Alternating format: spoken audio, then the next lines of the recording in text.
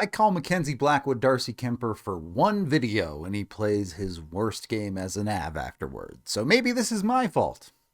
Avs lose to the Edmonton Oilers 4-3.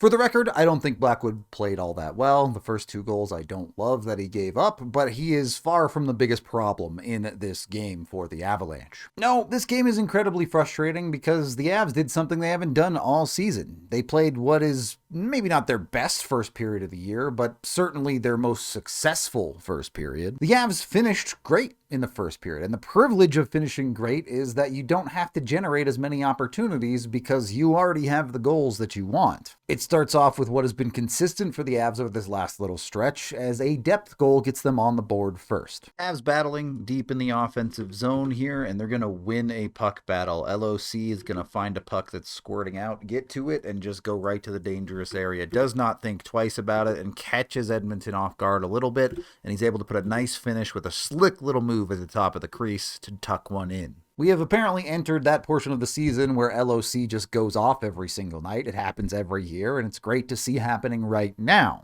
It did feel like at times it had been an uphill battle a little bit for Logan as this season has progressed, coming off of that surgery in the offseason, but he seems to be fully back in form now, and it's an important piece for Colorado's lineup. His willingness to do whatever is asked of him is a lot of what the Avs should strive to be. And then the Avs' next 2 goals are just Nathan MacKinnon being better than everybody else. Edmonton with a weak clearing attempt that does get out, but the Avs don't have to fully reset here. They quickly get it back up the ice and back into the offensive zone, with Druin leaving it for MacKinnon, and this is what we have not seen enough of from Nathan MacKinnon. Not this part. Nathan MacKinnon cuts the middle of the ice and gets to a dangerous area all the time, but when he gets there, this time he decides to shoot the puck, and wouldn't you know it, when you shoot, sometimes you score. Hard to have any real notes on this one. The Avs collect the puck. They get it up to MacKinnon. Bad change by the Oilers to get caught and leave MacKinnon in a one-on-one spot. I suppose that's my one note. But then, yeah, MacKinnon is just better than you and puts a ridiculous goal on the board. The Avs moved Mikko Rantanen away from Nathan MacKinnon, and if that's what it took to get Nathan MacKinnon to become a high-volume shooter again, great. More of that, please. Obviously, you're not going to put up a goal of the year candidate every single night, but it wasn't just the unbelievable good play. It was the mindset from MacKinnon, clearly in a mode to shoot the puck in this game. That is what we want to see. So 12 minutes into this game, the Avs are up 3-0. And as I said, Edmonton probably had the better of possession because the Avs weren't generating chances from that point on, but that's because they had a 3-0 lead. They finished at a high rate, and they were able to take advantage of that. At least in the first period, I didn't have that big of a problem with it, and the numbers are a little bit skewed. The Avs missed the net a good bit after getting that lead. The total shot attempts were actually fairly even. With that being said, through the first 15 minutes of this game, Mackenzie Blackwood actually played very well, made multiple big saves, and looked like he was locked in. Unfortunately, he gives up kind of a softie in the last minute of the first. This really should be a nothing play. The Avs get back effectively. A good back check by MacKinnon means no odd man rush for the Oilers. Manson just misplays a puck a little bit, but you still should be fine here as Manson comes over, defends, gets his stick in, and a puck that probably goes off Manson's stick sticks to the ice, and Blackwood's just not ready to react to it, and his 5-hole is open. Like I said, I don't like that goal. I understand there's a defensive stick in there. You still want to see a goalie close your 5-hole, and even if you think Mackenzie Blackwood was poor in this one, you're willing to give him a pass because of how good he's played for Colorado so far. He's just not the issue. The issue is, for yet another game across this stretch, the Avs just forgot to show up for the rest of the game. A 3-1 lead out of the first period is great. It's the best first period the Avs have had all season, at least as far as results are concerned. But that doesn't mean that you can just not bother with the rest of the game. And yes, some of this is Edmonton pushing back and Edmonton being a good team and taking it to the Avalanche a little bit. But the Avs just showed no fight back at all. They kind of let Edmonton walk all over them in the second and for most of the third period of this game.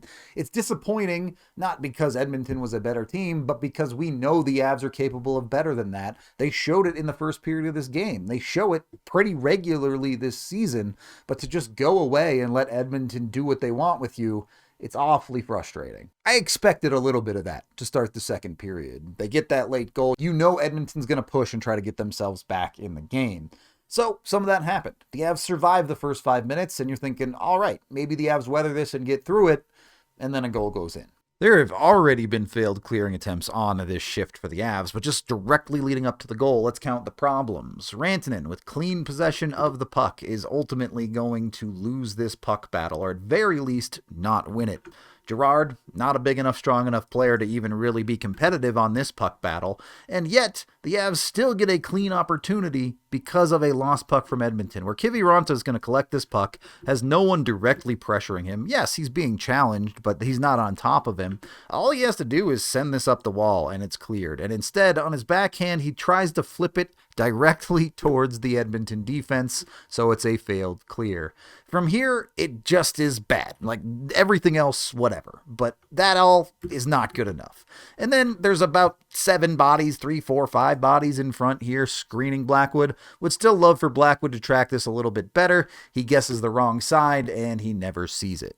Do I want Blackwood to find that puck? Yes. Is that even the 4th biggest problem on that play?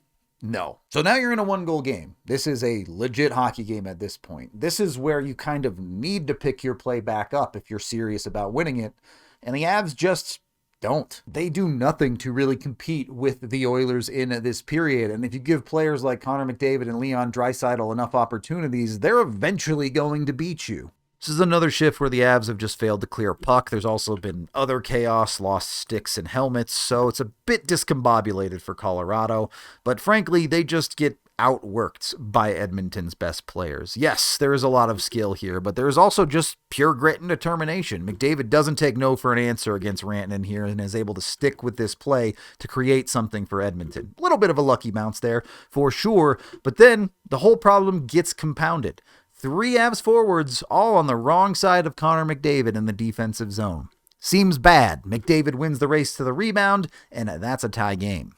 Unfortunately, the Avs got what they deserved in this game. MacKinnon hit a couple of posts, was this close to having a hat trick that could have changed the story, but they did not convert. And them not converting is as much the conversation as anything else. After converting everything to start the game, it all falls apart. The Avs power play goes 0 for again. They are now operating at about an 8% power play in the new year, which is just horrible for anyone. But for a team as offensively talented as the Avs, it's just not acceptable at this point. In a 3-3 game in the third period, you get a power play opportunity, and the Avs fail to even get a shot on goal during that one. They could have won the game with that power play. It was an opportunity that they failed to seize. And on Edmonton's side, they also went over on the power play tonight, to be fair. But if you go back and compare, go watch those 2 power plays, you're watching Edmonton move, shake, make things happen, constantly threatening on their power play, whereas the Avs, if they even can get set up in the zone, do nothing. Everyone is stagnant. Everyone is standing. Everyone is looking for someone else to make a play, and then someone throws a puck to nobody, and it's a turnover, and the team goes the other way. It's incredibly disappointing because the Avs power play should look like Edmonton's, but it doesn't. And where the Avs can't capitalize on Edmonton's defensive breakdowns, Edmonton does. What was initially a 3-on-2 here is a good back check from Logan O'Connor, but the Avs systems just never recover on this play. An initial high danger chance does not beat them, but a puck that squirrels into the corner, first of all, a better play with the puck here, and the Avs probably get out of this safely. But check out the Avs defense. That is 5 dudes well below the hashes. They're in extremely deep here. They are not covering much of the zone at all. So when they lose this puck battle, you did have guys trying to escape back out and get their systems in play, but it never comes together. Parker Kelly leans towards the puck, gets sucked in, and your defense just kind of covers nothing. Girard floats to the top of the crease. Manson doesn't want to commit to going in behind the net, so he kind of just floats, trying to take away the pass on the near side, but you can see no one is adjusting. Girard is covering nothing, Parker Kelly is covering Girard, and the Avs high forward has now been beat up the ice. Just a complete disassembly of the Avs system. So as this play develops, it's pretty easy to recognize Evan Bouchard has tons of space to step into here. And as Parker Kelly turns, he doesn't really realize the player he's defending is this high on the ice. So he takes a path expecting to find a lower player in the circles. And when he's not there, Bouchard just gets to step into a bomb. And that is a thing that Bouchard does well. Pretty disappointing. And yeah, defensive breakdowns happen. I'm not all that concerned about any of that underlying stuff as far as systems, except for the power play. But at 5-on-5, this was not a systems issue. This was not a skill issue. This was not a goalie issue. This was a pure and simple effort issue.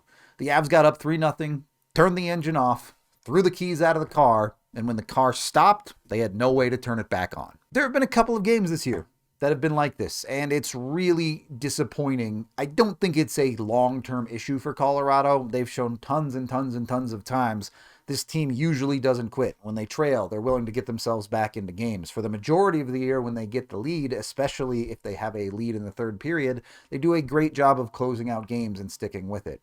But for a handful of games, they have to continue to learn the lesson that you can't turn the car off. If you turn the car off, it stops running. Yeah, maybe you can coast it in against the weaker teams of the NHL, but you're not going to be able to do that against the top teams. We saw that in plain sight against Edmonton in this one. All I can say is I hope the Avs learned the lesson. That is the end of this game video review. Thank you for watching. I am Rudo, and I wish the Avs put in more effort to that game.